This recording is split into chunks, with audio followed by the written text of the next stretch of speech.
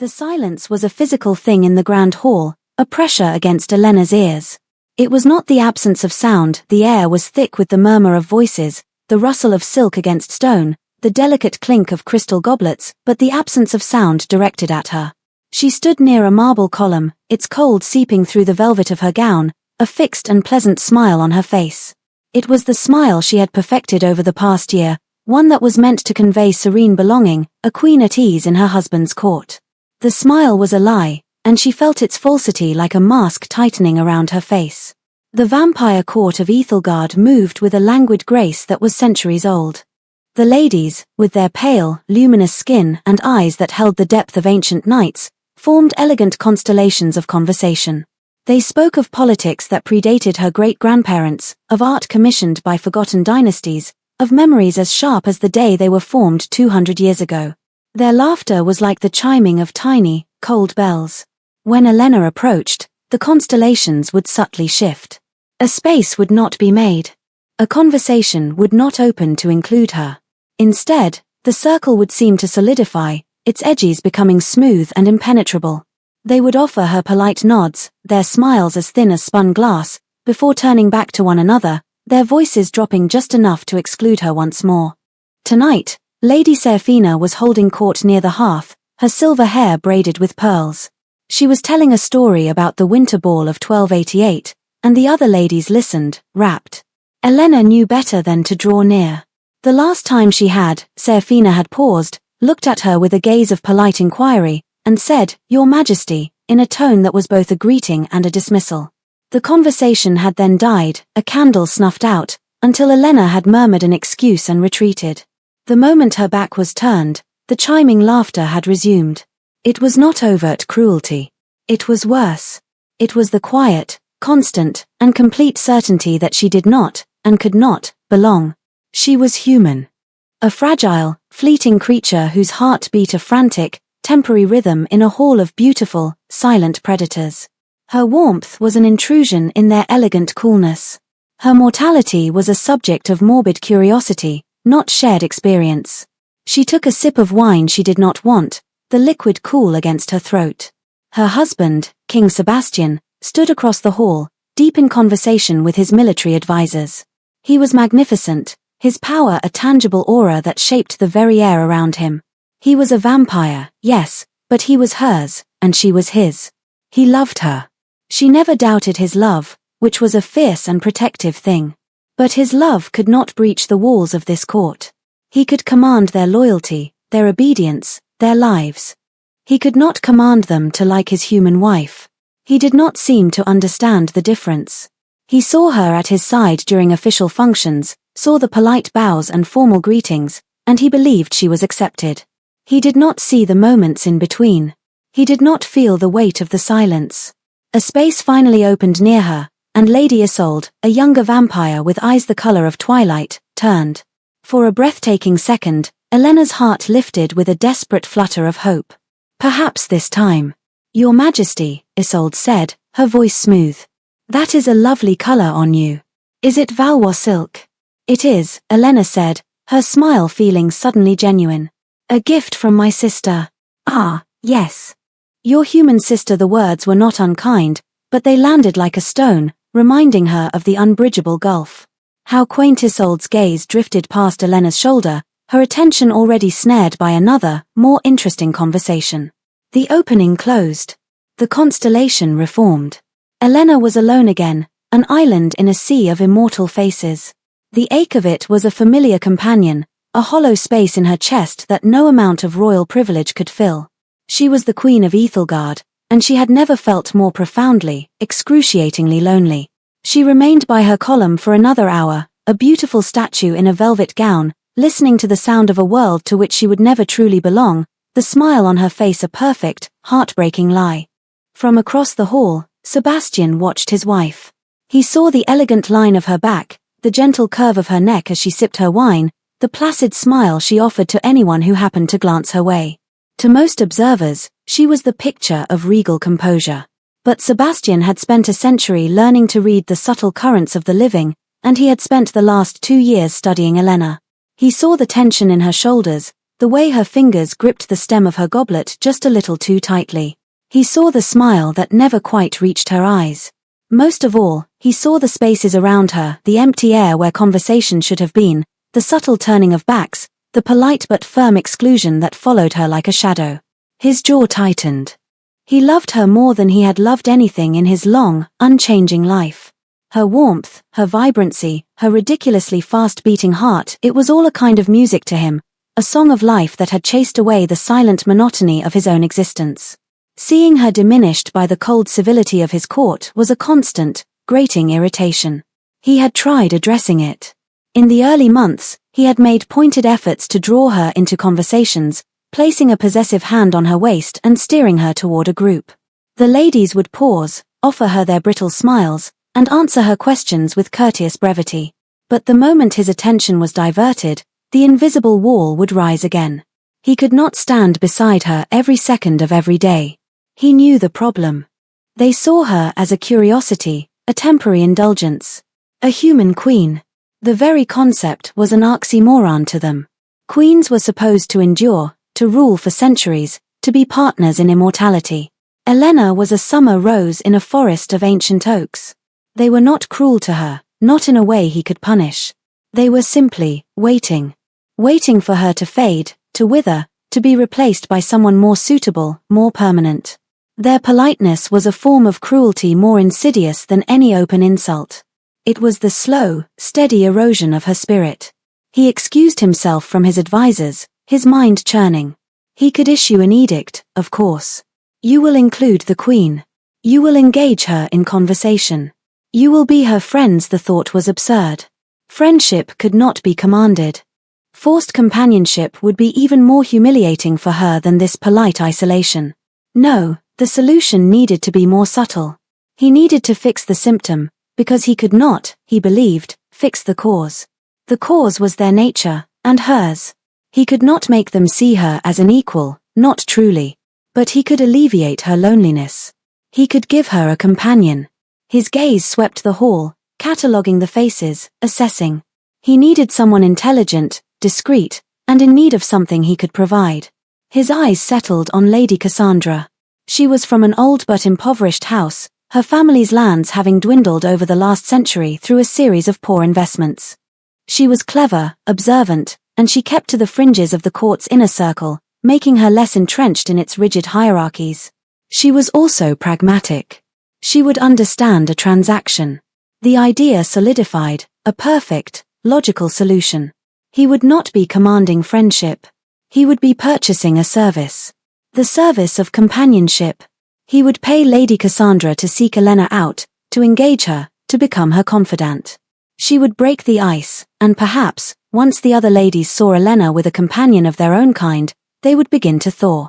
He was not buying a friend for his wife, he was creating a bridge. And once the bridge was built, it would stand on its own. It was a good plan. It was a kind plan. It was, he thought with a surge of satisfaction, the perfect application of a king's power to solve a deeply personal problem. He felt a wave of relief. He would not have to watch his vibrant, beloved Elena slowly fade into a shadow anymore.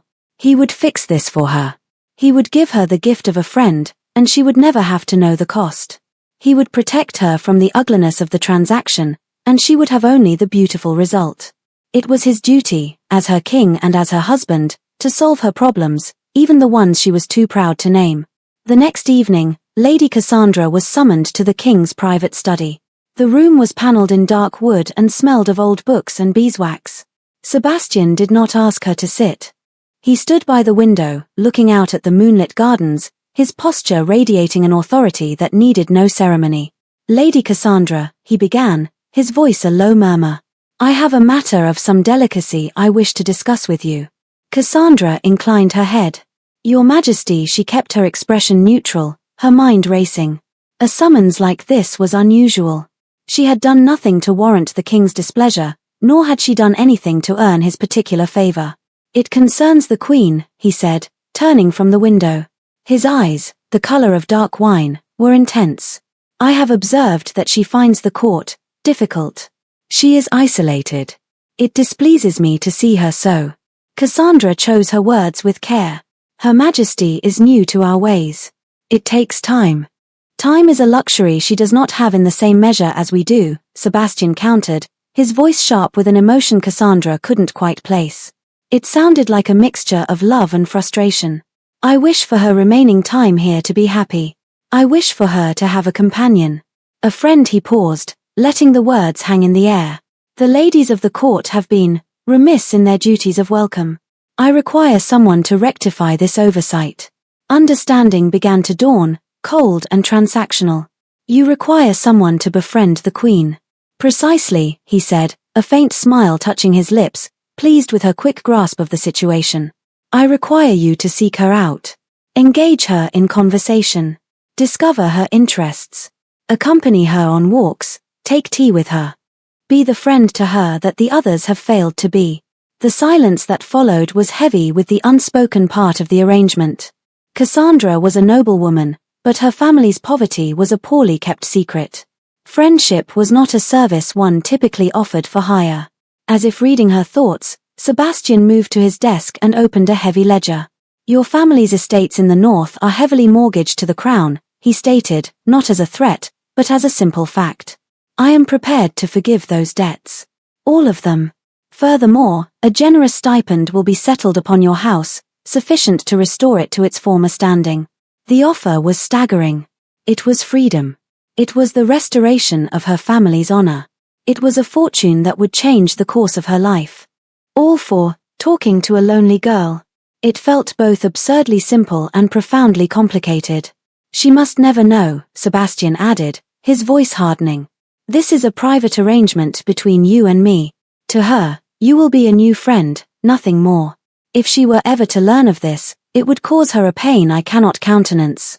Your discretion must be absolute. Do you understand? Cassandra felt a flicker of something uncomfortable, a distaste for the cold mechanics of the deception. She was to be a paid performer in the theater of the Queen's happiness. But then she thought of the debts, of her family's quiet desperation, of the crumbling manor she called home. The choice was not a choice at all. I understand completely, Your Majesty, she said, her voice steady. You have my word. The Queen will have a friend. The first approach happened 2 days later, in the Royal Library. Elena was searching for a book of herbal remedies, the quiet solitude of the shelves a welcome respite from the court's whispering judgment. She felt a presence and turned to see Lady Cassandra standing a few feet away, a hesitant smile on her face. Your Majesty, Cassandra said with a slight curtsy. I hope I am not disturbing you. Not at all, Lady Cassandra, Elena replied, her own smile polite but guarded. She prepared herself for the usual brief, hollow exchange. But Cassandra did not retreat. Instead, she gestured to the book in Elena's hand. Giraud's Herbal Compendium. An excellent choice. My grandmother swore by his remedies for winter ailments. The mention of a grandmother, a figure of warmth and memory, was so unexpectedly normal, so human, that Elena was momentarily taken aback. You've read it. Many times, Cassandra said, her smile warming. Though I confess my own attempts at herbalism usually result in something that smells vaguely of burnt cabbage. A small, genuine laugh escaped Elena's lips before she could stop it. It felt like a foreign sound in this place. Mine as well. The conversation flowed from there, easy and unforced. They spoke of books, of the surprising difficulty of growing lavender in the castle's soil, of the merits of different kinds of tea. Cassandra asked questions, real questions, not polite inquiries about Elena's home, her family, her life before she became queen. Elena found herself answering, the words tumbling out as if a dam had broken. For the first time, someone in this court seemed to see her not as a human curiosity or a political symbol, but as a person. When they parted an hour later, Elena felt a lightness in her chest she hadn't realized was missing. It was the fragile, tentative fluttering of hope. Perhaps, she thought, she had been wrong. Perhaps all it took was one person willing to build a bridge. Over the next few weeks, Cassandra became a quiet fixture in Elena's life. She would appear in the tapestry room to admire Elena's work, her presence a silent companionship that was more comforting than any amount of conversation. They took to walking in the gardens in the afternoons, the crisp autumn air a refreshing change from the stuffy formality of the castle. Cassandra had a dry wit and a keen eye for the absurdities of court life, and her quiet observations often made Elena laugh until her sides ached. For Cassandra, the first few encounters were a performance. She kept a mental checklist: ask about the Queen's day, share a personal but inconsequential anecdote, offer a compliment, suggest a shared activity. She was an actress, and the Queen's slow-blooming happiness was a sign of her success. The initial payment from the king had cleared her family's debts, and the relief was so profound it almost absolved her of the guilt. Almost. But a strange thing began to happen. The performance started to feel less like a performance. She found she was genuinely interested in the complex stitches of Elena's tapestry. She truly enjoyed the scent of the late-blooming roses in the garden. Elena's laugh, once just a target metric for her success, became a sound she actively sought to hear, a warm, bright thing in the cold elegance of the castle. One afternoon, as they sat by the fire in Elena's private chambers, a heavy rain lashing against the windows, Elena spoke of her younger sister, Beatrice. She described their childhood, the silly games they played, the fierce loyalty they shared. As she spoke, her face softened, her guard completely down. There was a vulnerability in her expression, a deep well of love and homesickness that she rarely allowed anyone to see. "I miss her terribly," Elena confessed, her voice barely a whisper. "Sometimes I feel as though a part of myself is missing, left behind in another country." In that moment, looking at the Queen's unguarded face, Cassandra felt a sharp, painful pang in her chest. It was not pity. It was empathy. The calculated deception she was engaged in suddenly felt monstrous. This good, kind, lonely woman was pouring her heart out to someone whose very presence was a paid transaction. The stipend the king provided felt like 30 pieces of silver, heavy and cold in her conscience. She was not just a companion, she was a lie made flesh, and Elena was building her happiness on that treacherous foundation. "I'm sure she misses you just as much," Cassandra managed to say, her own voice thick with an emotion that was entirely unfeigned. The guilt was no longer a flicker, it was a steady, burning flame. She had been hired to alleviate the Queen's loneliness, but she was now its most intimate and terrible architect. The friendship, for Elena, was a season of impossible warmth in a land of perpetual frost. 6 months passed, melting into a gentle rhythm of shared days. The long, empty hours that had once stretched before her were now filled with the comfortable presence of a friend. The silence of her chambers was now broken by Cassandra's wry commentary on a new courtier's unfortunate choice of doublet, or the soft rustle of pages as they read companionably by the fire. The polite, impenetrable walls of the court no longer seemed so high, because she had someone to stand with her inside them. Her smile was no longer a mask. It was real. Her laughter, once a rare and startled thing, became frequent and easy. She felt herself unfurling, like a flower that had finally found a patch of sun. Sebastian saw the change and was profoundly satisfied. He saw Elena animated, her eyes bright as she recounted a story Cassandra had told her. He saw them walking in the gardens, their heads bent together in conversation. His plan had worked. His wife was happy. The cost was a secret he would gladly bear for her. He saw nothing of the shadow growing in Cassandra's heart. That shadow was becoming a suffocating weight. Every genuine smile from Elena was a fresh indictment. Every shared confidence was a twist of the knife. The friendship, for Cassandra, had ceased to be a job. It had become real. She cared for Elena, deeply and truly. She admired her resilience, her quiet grace, her unwavering kindness in the face of so much coldness. She loved her. And that love made the lie unbearable. The guilt manifested in small ways at first. A hesitation before answering a question. An inability to meet Elena's clear, trusting gaze for more than a few seconds. She began to find excuses to shorten their time together, claiming headaches or forgotten duties, unable to stand the warmth of Elena's affection, which felt like a fire scorching her deceitful skin. One evening, Elena gave her a gift. It was a small, exquisitely embroidered pouch for carrying herbs, the stitches so fine they looked like painting. On it, she had sewn a tiny, perfect lavender blossom. "For you," Elena said, her expression soft. "Because you always make me laugh about your burnt cabbage potions. And because, well, because you are the dearest friend I have ever known." Cassandra took the pouch, the soft silk cool against her trembling fingers. The simple, heartfelt gratitude was more devastating than any accusation. She felt a wave of self-loathing so intense it made her dizzy. She was a fraud, a thief stealing this woman's trust. The king's gold had bought her family's future, but it had cost her integrity, her honor, and now, it was poisoning the only true friendship she had found in this cold, heartless court.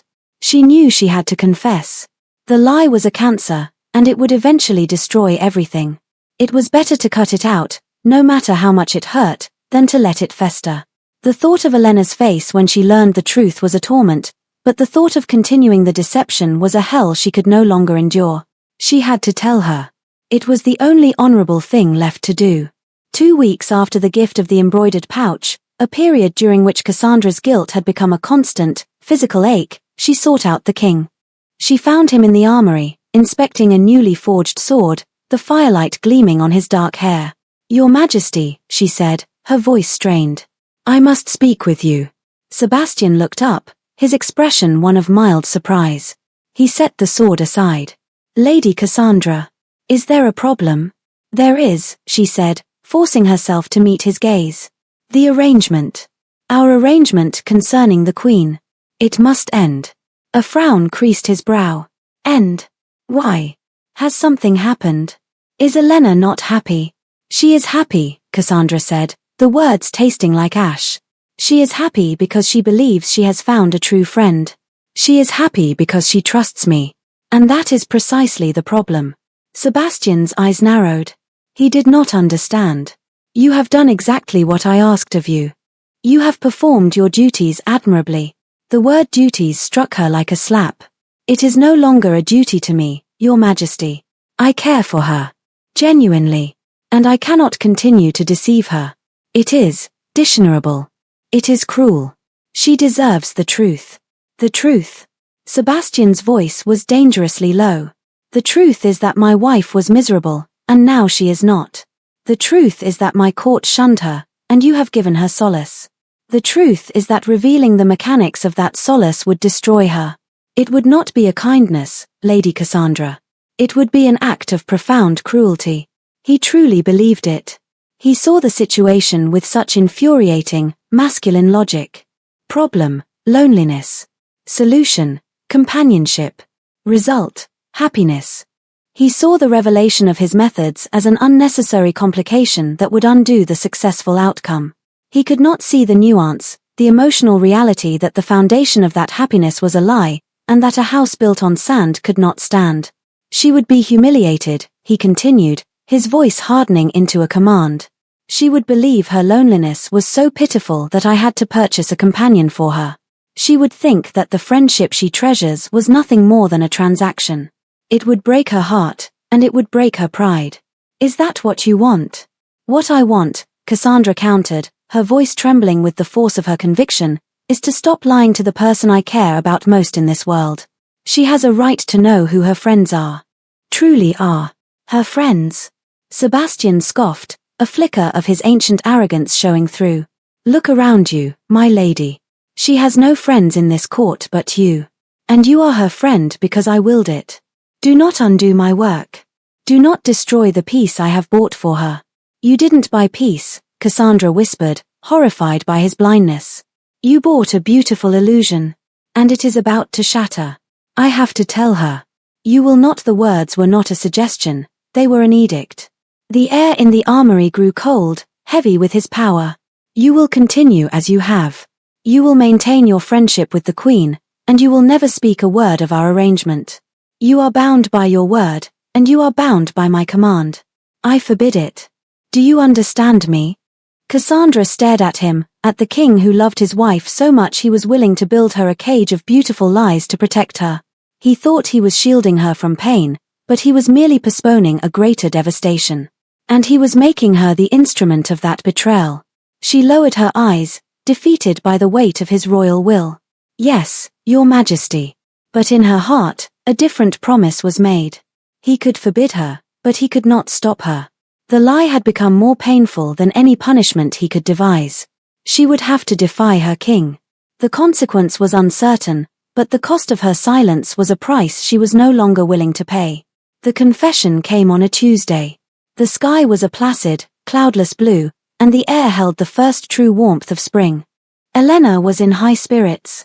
She and Cassandra were arranging flowers in the Queen's solar, the scent of hyacinth and narcissus filling the room. Elena was humming a light, cheerful tune, her fingers deftly weaving the stems together. "Sebastian is finally taking me to see the southern coast next month," she said, her eyes shining. "He says the sea is warmer there. Can you imagine? A sea that doesn't threaten to freeze you solid." Cassandra stood frozen, a white narcissus in her hand. This was it. This perfect, happy moment. This was what she was about to destroy. Her heart hammered against her ribs, a frantic, trapped bird. She could not do it. She could not. "That's wonderful, Elena," she said, her voice sounding thin and strange to her own ears. Elena turned, her smile faltering as she saw Cassandra's expression. "Cassandra, what is it? You look as though you've seen a ghost." Cassandra's throat closed. The king's command echoed in her mind. "I forbid it." But then she saw Elena's face, so full of open, honest affection, and the lie was a physical weight in her stomach. "Elena, there is something I must tell you." She led her to the settee by the window, her hands icy cold despite the sunlight streaming in. Elena sat, her expression shifting from concern to confusion. Cassandra did not sit. She knelt on the floor before her friend, an act of supplication, of preemptive penance. "Whatever it is, you can tell me," Elena said softly, placing a hand on Cassandra's arm. The touch was warm and trusting. It was unbearable. Cassandra took a deep, shuddering breath. "Our friendship," she began, the words tearing their way out of her. The way it began, it was not by chance. Elena's brow furrowed. "What do you mean?" "The king," Cassandra whispered, unable to look up from the floor. "He saw that you were lonely. He wanted to help. So he summoned me." The silence stretched, thick and suffocating. Elena's hand was still on her arm, but it felt heavier now, its warmth gone. "He summoned you?" Elena repeated, her voice a careful, neutral tone. "He offered to forgive my family's debts. To restore our fortunes." Cassandra forced herself to look up, to meet Elena's eyes, to let her see the wretched truth on her face. "He paid me, Elena. He paid me to be your friend." The words fell into the sunlit room and shattered the world. Elena's hand drew back from her arm as if it had been burned. The color drained from her face, leaving her skin as pale as marble. She stared at Cassandra, her eyes wide with a dawning horror that was far worse than the anger Cassandra had expected. "Paid," Elena said. The word was not a question. It was a statement. A final, dead thing. At first, Cassandra rushed to explain, tears streaming down her face now. "Only at first. Elena, you must believe me. It became real. Everything we shared, the laughter, the walks, all of it, it became real for me. I care for you more than I can say. I tried to tell the king, I begged him to let me end the arrangement, to let me tell you, but he forbade it. He thought he was protecting you." But Elena wasn't listening to the desperate justifications. Her mind had seized on the core, inescapable fact. Purchased companionship. She was paid. The entire time. The last 6 months of her life, the first happiness she had known in this kingdom, had been a lie. A transaction. A service rendered. Her loneliness had not just been observed, it had been diagnosed as a problem and solved with coin. She was not a person to be known, but a predicament to be managed. The shame was a physical sensation, a hot, creeping tide that rose from her stomach to her throat, choking her. She felt pathetic. A creature so pitiable, so unable to inspire genuine affection, that her husband had to hire someone to tolerate her company. Every shared laugh was now a performance. Every moment of comfortable silence was a paid duty. The beautiful, embroidered pouch in Cassandra's possession was a tip for a job well done. The devastation was absolute. It was not just the betrayal of a friend, it was the confirmation of her deepest, most painful insecurity, that she was fundamentally unlikable, an outsider who could not earn a place on her own merits. She rose from the settee, her movements stiff and jerky, like a marionette whose strings had just been cut. She looked at the vibrant, beautiful flowers they had been arranging, symbols of a spring that now felt like a mockery. "Get out," she said. Her voice was hollow, devoid of all emotion. It was a terrifyingly empty sound. "Elena, please," Cassandra sobbed, reaching for her. Do not touch me, Elena said, flinching away. The command held the cold, absolute authority of a queen. Leave. Now. Cassandra stumbled to her feet and backed away, her face a mask of misery. She had known it would be bad. She had never imagined a pain this quiet, this profound. She had destroyed the one good thing in her life, and in Elena's. She turned and fled the room, leaving the queen standing alone amidst the scent of dying flowers, the beautiful illusion shattered into a million pieces around her. The confrontation with Sebastian was not fiery. It was glacial. Elena found him in his study, the same room where the sordid transaction had been arranged. She stood in the doorway, not entering, as if the very air of the room were contaminated. He looked up from his papers, a welcoming smile on his face, a smile that died when he saw her expression. Elena, what's wrong? She told me, Elena said. Her voice was flat, each word a carefully placed stone. Cassandra. She told me about your arrangement. Sebastian rose from his chair, his face a mixture of shock and dawning dread. Elena, I can explain. Can you? She asked, a single, humorless laugh escaping her. Can you explain why you thought the appropriate response to my loneliness was to purchase a companion for me, as one might buy a lapdog to keep a child from being bored? Did you think so little of me? Or did you think so little of friendship itself? I was trying to help, he insisted, his voice rising. He took a step toward her, but she held up a hand, and he stopped. The gesture was a wall between them. I saw you were unhappy. I saw how they treated you. I couldn't bear it. I did it because I love you. No, she said, and the quiet certainty in that single word silenced him. You did it because you could not bear the inconvenience of my unhappiness. You saw a problem and you threw money at it, because that is what kings do. You did not try to understand the problem. You did not try to fix the reason I was lonely.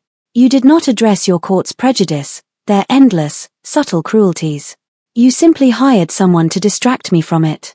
She finally looked at him, and her eyes were filled not with anger, but with a profound and weary disappointment.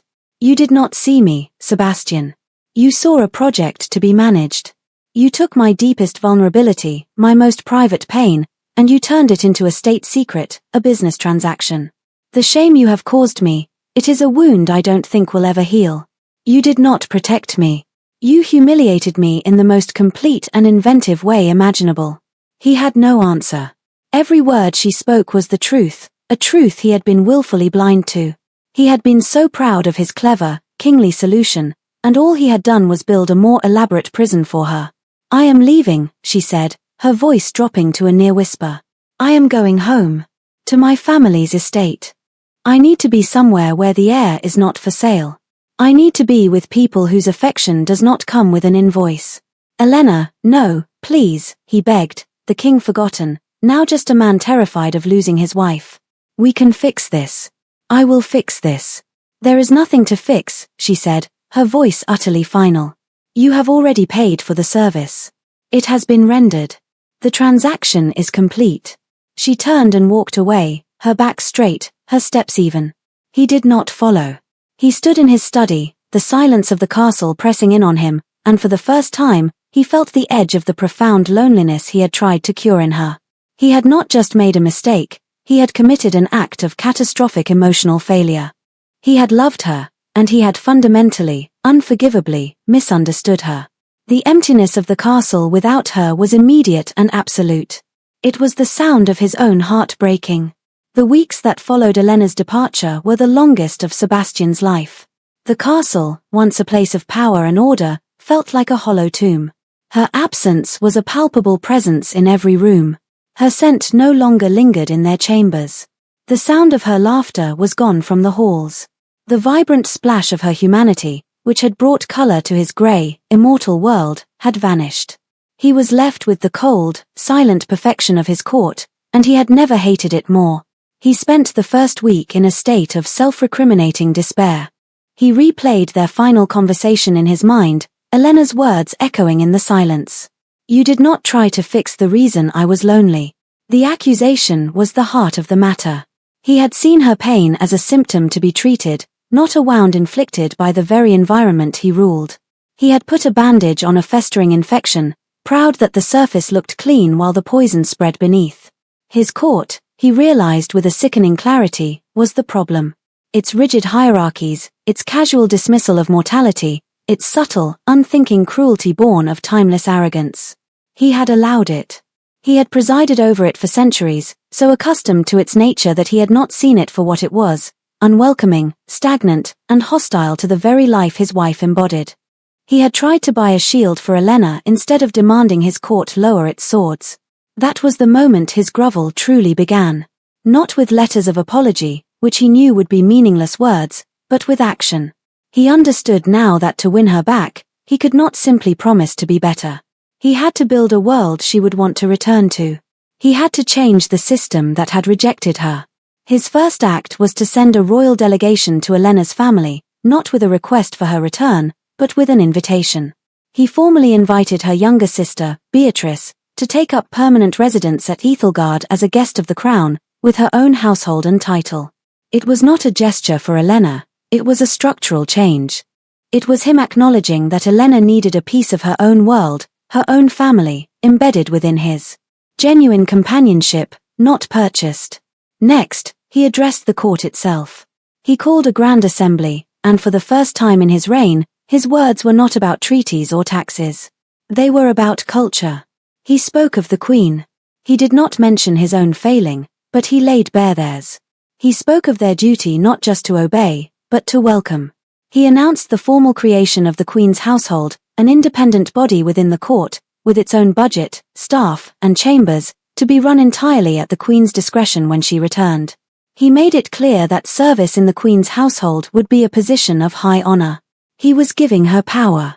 He was giving her agency. He was carving out a space in his world that would be unequivocally hers, to be filled with people she chose. He then began the quiet, more difficult work of dismantling the subtle architecture of their exclusion. He held smaller gatherings, dinners, and musical evenings, and he made a point of discussing human art, human history, human philosophy. He brought in human scholars and musicians. He began to intentionally weave the mortal world into the fabric of his immortal court, signaling that Elena's culture was not a quaint curiosity, but a valid and valued part of their kingdom's life. As for Cassandra, she had retreated to her newly restored family estates, expecting exile or worse. Instead, a royal messenger arrived with a single, unsigned note. It contained one word: stay. Sebastian understood that his own forgiveness was irrelevant. Cassandra's fate was in Elena's hands, as it should be. But he knew that if Elena ever returned, she would need to see Cassandra there, unpaid, her presence a choice, not a contract. The possibility of rebuilding that friendship had to exist, and it could only exist in a world free of their transaction. So Cassandra remained, a ghost at the edge of the court, waiting for a judgment that might never come. 5 weeks after she had left, a letter arrived for Elena at her family estate. It was not a plea for her return. It was a simple, factual account from her sister, Beatrice, who had arrived at Ethelgard a week prior. Beatrice wrote of the king's kindness, of the beautiful chambers she had been given, of the strange but earnest efforts the vampire courtiers were making to speak with her. She wrote of a court in the midst of a quiet, seismic shift. She ended the letter with a simple line: "It is different here now, Elena. I think you would like it." It was the first crack in the wall of Elena's grief. He hadn't just apologized. He had listened. He had understood. He had started to change the world that had hurt her. 6 months after her departure, Elena returned. She did not arrive with the fanfare of a returning queen, but quietly, at dusk, with a small retinue. Sebastian met her in the courtyard. He did not rush to her, did not touch her. He simply stood and waited, his face etched with a humility she had never seen on him before. "Welcome home, Your Majesty," he said, his voice quiet. The court she re-entered was not the same one she had fled. The changes were subtle, but profound. At the welcome dinner that evening, Lady Seraphina, the same woman who had once silenced a room with her dismissal, approached her. She did not offer a hollow compliment, but asked a thoughtful question about a book of poetry from Elena's homeland that the king had recently introduced to the royal library. The conversation was not effusively warm, but it was respectful. It was genuine. She saw her sister, Beatrice, seated not at a forgotten corner table but in a place of honor, laughing with one of the younger vampire lords. She looked happy. She looked like she belonged. And in the corner of the room, standing alone, was Cassandra. She was paler, thinner, but she was there. She met Elena's gaze for a brief second, her eyes filled with a mixture of hope and fear, before looking away. She was not part of the receiving line. She made no move to approach. Her presence was a silent question, not a demand. After the dinner, Sebastian walked with her to the newly appointed chambers of the Queen's household. It was a magnificent suite of rooms, larger and more beautiful than her old ones. "This is yours," he said simply. "To staff as you see fit. To run as you wish." Beatrice has already been helping with the preparations. He gestured to a small desk, on which sat a list of names, human and vampire alike, candidates for her new staff. "The choice is yours. Completely." Elena looked around the room, at the tangible evidence of his work. He had not tried to erase his mistake. He had tried to build a better world in its place. He had not just asked for forgiveness, he had done the work to earn it. He had finally understood that her belonging was not something he could purchase for her, but a reality he had to construct with her. He had changed the system. "Thank you, Sebastian," she said, and the words were not forgiveness, not yet, but they were the beginning of it. They were an acknowledgement. An opening. He nodded, accepting the gift of that small beginning. "She is waiting in the gardens," he said softly. "If you wish to see her." He left her then, giving her the space to make her own choice. Elena stood for a long moment, then walked to the balcony, looking down into the moonlit gardens. She saw a lone figure standing by the rose bushes. Cassandra. Elena walked down the stone steps into the cool night air. Cassandra saw her and tensed, looking as if she might bolt. Elena stopped a few feet away from her. The silence between them was heavy with 6 months of pain and regret. "The pouch you were given," Elena said, her voice even. "It was a gift. For a friend." Cassandra flinched, but she did not look away. "I know. Friendship cannot be bought," Elena continued, "and it cannot be commanded. It must be chosen. Freely." Tears welled in Cassandra's eyes. "I know that now," she whispered. "I am so sorry, Elena. More than words can say." Elena looked at her for a long time, at the genuine remorse etched on her face. The betrayal had been real. The pain had been immense. But the care, she realized now, had also been real, trapped and twisted within the lie, but real nonetheless. Here, in this new court, on this new ground, perhaps something honest could grow. "My sister tells me the lavender in the north garden is struggling," Elena said, her voice softer now. "She thinks the soil is wrong.